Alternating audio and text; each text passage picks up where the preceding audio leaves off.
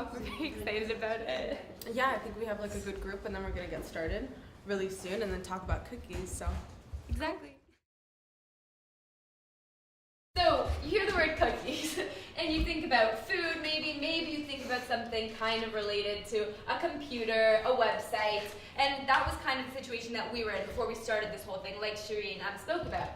And what I kind of knew going into this is that cookies kind of had something to do with targeted ads that I would see on Facebook. So ads that kind of were related to something that I maybe searched before or something related to me. And what really caught my attention is that I was on Facebook when we started this presentation, and this ad came up. And it says, the love between mother and daughter knows no distance. I was like, oh, cute mug, like I could get this around like Christmas time for my family, that would be fantastic. And then I was like, that's kind of weird because this mug specifically shows Canada to France, like mother-daughter love. I'm like, how does this ad know that to target the fact that I'm Canadian and French, like I'm living in France, my mom's in Canada, and that kind of like freaks you out a little bit because you're like, how did they target an ad like this? And that's kind of what sparked our interest into this whole thing. Same thing, I was searching if vodka had gluten in it for personal reasons, and I was looking online at the ingredients of different types of drinks and foods and all these types of things, and then all of a sudden I see this ad pop up as well. So that is another time that really was just striking to me, and I was like, this ad is exactly targeted to what I was searching before. And besides these kinds of targeted ads, we see little notifications that pop up related to cookies all the time. When you're on a news website, you always see these little things come up about cookies. Do I accept this? Do I decline it? And what are the consequences of that? And that's not just on a few websites. That happens to all of us in our group consistently on news websites, on shopping websites, when we're booking flights and different types of things like that. So it extends to a whole range of websites where we get this little notification that comes up asking if you accept the cookie. And that's what really sparked our attention into this whole project.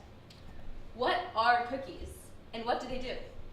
So the first part of our presentation that we're going to talk about is that we wanted to start off with the concept of interviews, really, and what our campus knows about cookies, because we kind of didn't know much about cookies, but we don't want to generalize our lack of knowledge about cookies, our group's lack of knowledge about cookies, with the whole campus. So we decided to go out and interview some people about different types of cookies. But before we share that knowledge with you and tell you what other people on our campus know about cookies, we would like to see what you know about cookies. And in some questions, you can express your opinion. So all choices may be right, but for some of them, most of them, there is a right. And you have 10 seconds to answer each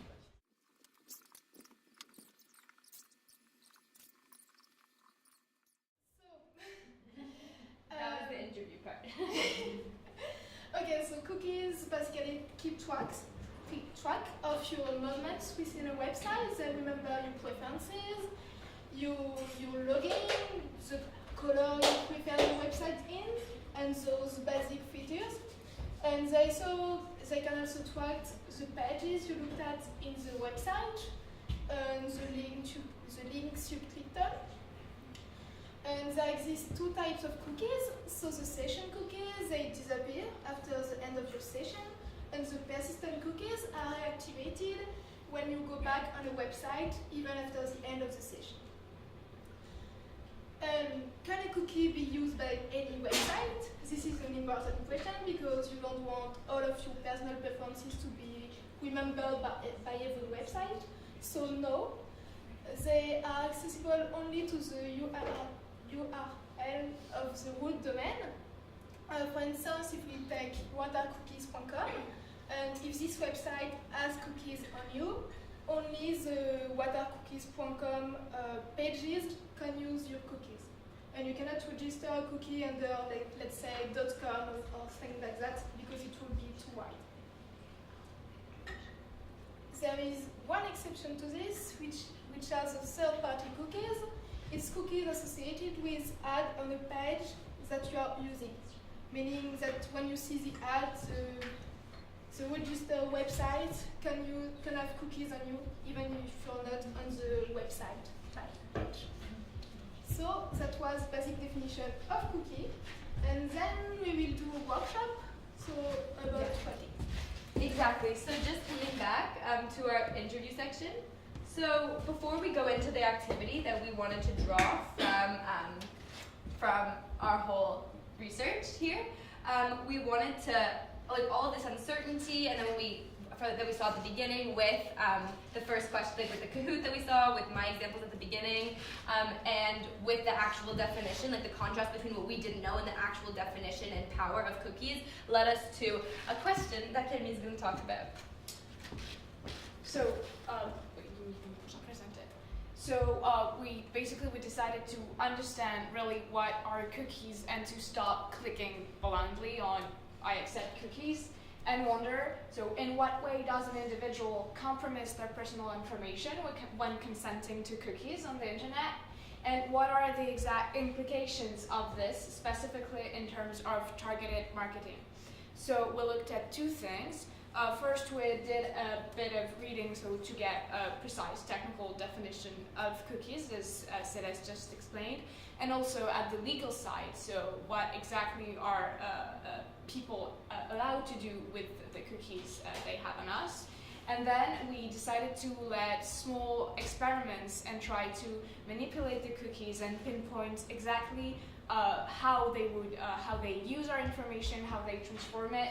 And so we'll add very small experiments, and we're gonna let you do too. Okay, so big question. How can I see who's tracking me? That's the really interesting part about cookies, because like you're clicking accept. I accept to let this person see all my information, but who exactly is all of this information getting to in the end?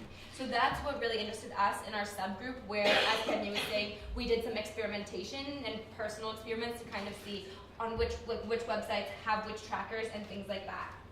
And the way that we found out which types of cookies there are on websites was that we used a web extension, a browser extension called Ghostery. And so this section of our presentation, I'm going to talk a little bit about how we can track our trackers. So like I said before, we used a browser extension which is called Ghostery, and it's related to privacy and security. And what it does is it monitors different web servers that kind of appear when you go on different types of websites. And it matches those servers with a library of data collection tools, which are trackers. So Ghostery, it does a couple cool things. First, it indicates who is tracking you. So let's say here, I was on a New York Times website, and it tells me Amazon Associates is tracking me, Twitter advertising is tracking me. And secondly, it also categorizes this, the Ghostery categorizes why they're tracking you. So here you can see this little diagram with the different colors. And let's say here, purple, well, that refers to the trackers that are there for the purpose of advertising. Orange is an essential tracker, and blue, in this case, would be site analytics. And so I just mentioned 3 categories, but the 4 categories that Ghostery will sort the trackers into are advertising, so trackers that are there for targeted marketing, essential cookies that are needed from the website, so the website decides to put them there, site analytics, like I mentioned before, so to see who's interacting with the site and how they're interacting with it. And finally, there are different types of social media also that can put cookies into the websites. Finally, Ghostery is a good tool to use because beyond just telling you who's tracking you and why they're tracking you, it also gives you some say in how people are tracking you. So here you can see that you can click lots of options. For example, trust the site, restrict the site, and if you go into more detail with the app, there are also further privacy settings that you can use to kind of enhance your control over these different types of cookies that are tracking you. So what we decided to do with today was we used Ghostery and we checked out 2 different types of news sites. So we looked at New York Times and we looked at Le Monde, and we wanted to see how many trackers are there on these sites, what category of trackers are there, where do they come from, all those different types of things. And so basically what we found is that New York Times and Le Monde had a lot of similar types of trackers. Facebook Connect, Google Tag Manager, Bluekat, Amazon. And a lot of the time what's interesting is you see things like Google or Amazon coming up a lot on lots of different types of websites, especially news websites. So these 2 news websites had similar types of trackers in the end, which was pretty cool. And when we looked at what exactly these trackers were doing, so we didn't want to just look at the names, like Facebook Connect, cool. No, we wanted to see what it actually does. So when we looked at the trackers, we found that not only were there many trackers in common between these sites, but they were really related to targeted marketing, so trying to look at the preferences of the user, what links you're clicking on, to really push ads towards the user and target the user with specific ads that relate to their interests. So that's customer preferences. There's also an analysis of efficiency of the website, so seeing if the ads that the website's featuring are actually getting clicks from users or not. But overall, it's really related to customer, to the preferences of the user who's on that website. And it's really related to tracking their location, the different types of searches that they make, and all those types of things to kind of pull out these really specific pieces of data that they can use in the big trend of targeted marketing, in this case, in targeted ads. So now we'll do a little activity with you. So first of all, you have to install Ghostery, which is on this website, which you can quickly look at.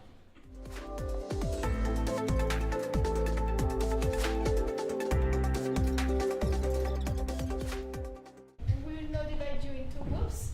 So the first group will be composed of the two first row, Alex and you. And you will look at news websites such as Le Monde or the New Yorker or whatever, and try to define the main types of cookies that you find on the website. And the second group will do the same, but looking at online shopping websites such as ASOS and things like that. So the point of the activity was to sort into different categories, and you'll see that a lot of them are targeted marketing categories, etc. When Ghostery downloads, you'll be able to play around with that. On Google Chrome, it works best. So check it out on Google Chrome if you want to really see precise details of all the trackers and things like that. But we'll keep moving along because... So let's just give a little context about cookies. You guys might have seen this late in the spring of last year. So Zuckerberg, who was the Facebook CEO, was kind of like questioned, and he was pulled into Congress in the United States of America, and so it kind of created like a big boom of talk amongst the public, because what was happening was people were being tracked on Facebook, but there was nowhere to be found in the contract that you accept when you become a Facebook user that you were being tracked. So therefore, there was a problem of transparency. And so this caused a lot of congressmen and women to question him and just social media in general, or these big websites. So then we're going to carry on to EU cookie law, which kind of contextualizes the way in which this, scandal sparked then EU to react in a way where they implemented the law. That's why now, when you're in the EU, whenever you go on a website, it says cookies you must accept, right? Or deny. And that's what this is really talking about. So it's to kind of create a type of like awareness for the user that there are cookies tracking you, right? And so you have to give your consent. So the European Union actually promulgated a law on the use of cookies, and the websites must inform users about cookies' purpose, which can be advertising or providing web user with customized web searches, and also about cookies' utility. In fact, cookies can be necessary for a website to actually work, or they may be just be used to enhance the website possibilities. Then websites must also inform users about who controls the cookie-related info, which might be the website or a third party. And websites must also inform users about how to delete cookies, because deleting cookies is indeed possible. You can also delete all cookies, but for some cookies, for some websites, it is necessary that you allow cookies and that you accept them. So in the case you delete all cookies, you might have some problems in accessing some websites, or you might have to regulate your cookie preferences every time you go to a website in order to actually be able to use that website properly. And here are just a couple of examples. I'm not going to go through all of them, but these are examples of cookies that are necessary for websites to work. We can think of multimedia not that are necessary, but that you don't, you're not asked consent to. And one example is multimedia content player cookies. When you go on YouTube, when you see that your recommendations match your preferences, that's an example of a cookie that has been used. Or also when you go on a shopping website and your shopping list is fixed, and you can access to your shopping list during the whole session. This is another example. Okay, so next steps. What can you do? So this is kind of where we're going to talk about, if you don't want to like download an app, what is the quickest and easiest user-friendly way to deal with cookies? And so here you have essentially two choices. To accept the cookies with every database you use is what most people do. It's even what I do, right? Where you just get on a website and just say, I agree, and go on to the next thing. Or I'm going to show you a little tutorial to remove these cookies that are tracking you. So I just like pulled it up on my Chrome, and so I was, looking up on the Zuckerberg scandal, and I thought this was kind of like appropriate to kind of use this as a tutorial. But here you're going to find a little lock sign on your URL, and then you're going to click on it. And so here you have a little bit of information. Here I have 131 cookies tracking me on New York Times. So depending on like how volatile there's advertising on your website, this number could change. Like usually like on a Google Doc it's like 28 cookies and like in the 20s. But here I had 131 following me. So then when you click, let me just go back. So I click then on cookies in use. And then this is what appears. And so you have the big major trackers. So like as you can see, Amazon ad system was tracking me, right? So like if I scrolled down to the side, I could have seen an Amazon ad. So when you click on it, then you can even see like what are the databases you're using, which is really interesting. And from there, you can decide to block or to remove, right? So blocking means you actually are blocking it, removing is you're removing the block. So if you'd like, you can go through them depending on what you want, right? Because as Zoe was talking about, there are different cookies tracking you for different reasons. So if you don't like ads, then you just will go to the ones that have the ad system labeled on it, right? And so I think this is going to lead to our discussion, and I think that's the best way to kind of remove cookies, because it's just like an easy, friendly way, because it's right there, right? It takes 2 seconds. Whereas if you go, on other apps, it might take a little longer to kind of just like be aware of these cookies and kind of just like understand. But if I were you, sometimes just check in on, like if you're on like Zara, check how many cookies are tracking you. Or when you're on like Amazon or on Facebook or whatnot, like there are a lot, and it's kind of crazy because it can range from like, 8 to 9 cookies, and it can range from like 150, 200 cookies. So it's just like, it's incredible how much information they're taking from us when we are using it. So we're going to lead to our discussion.